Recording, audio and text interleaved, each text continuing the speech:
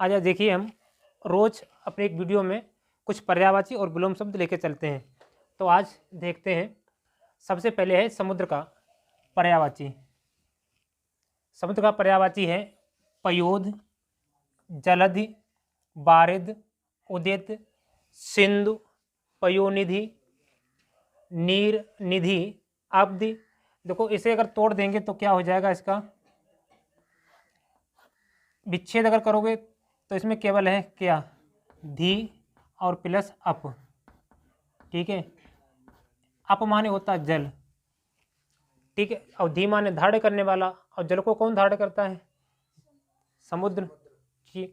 तो जल धाम, जहाँ पर जल का धाम होता है उसे ही समुद्र बोलते हैं। बारिश, जो अपने अंदर पानी को इकट्ठा करता है, अर्थात पानी बारिश को ईश्वर कौन है, तो वही समुद्र है। अर्णव, रत्नाकर, जो रत्नों का खजाना है, और पारावार, ये सभी क्या हैं, समुद्र के पर्यायवाची हैं। एक एक साथ में वीडियो देखते जाइए और इनको स्पीड से पढ़ते जाइए।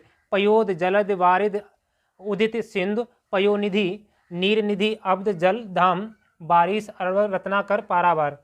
उसके बाद शिव, शिव का पर्यायवाची है महेश, महादेव, रुद्र, शंभु, उमापति, शंकर, आशुतोष, मदननार, चंद्रमौली और त्रिपुरारी।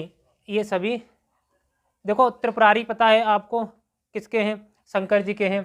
चंद्रमौली क्यों कहते हैं, क्योंकि इनके मस्तक पर चंद्रमा है, इसलिए चंद्रमौली कहते हैं। महेश तो जानते हो, महान बहुत देव हैं, तो जो भोले बाबा हैं शंकर जी हैं।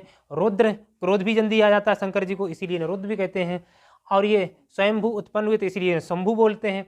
उमापति, ये गौरा जी के पति, इसलिए इन्हें उमापति बोलते हैं। शंकर तो जानते हैं। आशुतोष, बहुत जल्दी प्रसन्न हो जाने वाले को हम कहते हैं आशुतोष। एक शब्द में भी कभी कभी आता आशुतोष का, ठीक है, तो इस प्रकार से याद रखना। उसके बाद लहर, लहर का होता है तरंग, वीची, हिलोर और उर्मी, ठीक है। कभी कभी ऐसा भी उर्मी लिखा मिलता है कहीं कहीं, उर्मी, ठीक है। तो उर्मी में क्या होता है, लहर होता है, ठीक है। आगे है सट पद। सट माने, सट माने छः, पद माने पैर, जिसके 6 पद होते हैं वो कौन होता है, भमरा। तो इस कौन है, मधुकर। मधुकर किसे कहते हैं, भमरे को। अली कहते हैं भमरे को, भृग कहते हैं भमरे को, मधुराज कहते हैं भमरे को, और मधु बच्चा कहते हैं भमरे को, ठीक है। आगे है मृगेंद्र।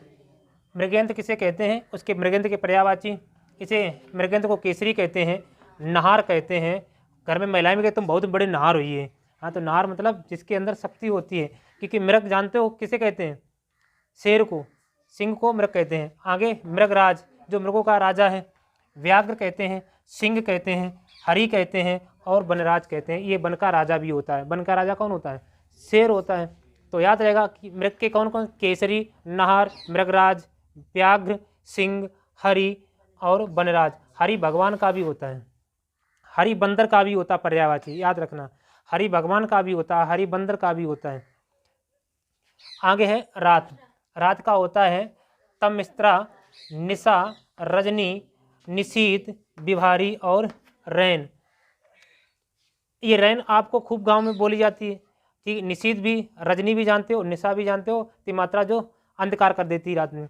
आगे है मार, ये कामदेव का पर्यायवाची है, ठीक है।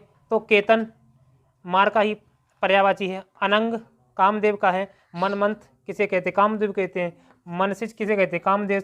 मनोभव कामदेव और मयन, तो ये सब किसके हैं, मार के पर्यायवाची, यानी काम के पर्यायवाची कामदेव के हैं। आगे है देवता। तो देवता को क्या कहते हैं, देव। अमर कह दीजिए, क्योंकि देवता कोई मरते नहीं, आ माने नहीं, मर माने मरे, जो मरे ना वो अमर है। सुर माने देवता होते हैं, निर्जर देवता होते हैं, त्रिदशा देवता होते हैं, और अमृत्य देवता होते हैं, और अजर देवता होते हैं, ठीक है। मछली, मत्स्य मछली को कहते हैं, मीन मछली को कहते हैं, सपरी मछली को कहते हैं, और साज मछली को कहते हैं, जल जीवन मछली को कहते हैं, जल तोर कहते हैं। और जल तो ही जीवन है सबके लिए, मनुष्यों के लिए तो जल जीवन ही है। तो आज के ये पर्यायवाची थे, इनको एक बार पुनः रिपीट करके देख लेना, जिससे याद। अगर 10-10 5-5 डेली आप शब्दों के पर्यायवाची याद करेंगे तो निश्चित ही एक दिन आपके पास भंडार होगा, इसीलिए याद करते रहिए।